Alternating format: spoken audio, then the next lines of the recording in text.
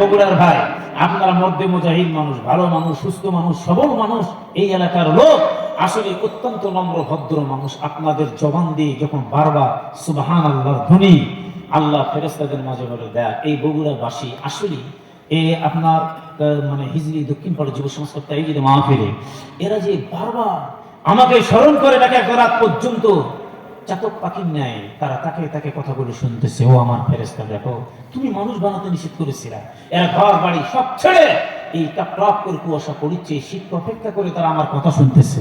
কেউ আমার জন্য নিজের সন্তান কুরবানি দেয়, আমার জন্য দেশ বিদেশে সফর করে, আমার জন্য জেল খাটায়, আমার জন্য। আমার বান্দা যে কত কষ্ট করে, তুমি মানুষ বানাইতে নিষেধ করেছিলে, দেখো তাকায়া আজকে আমার বান্দা আমার পাগল হয়ে তারা আমার কথা শুনতেছে।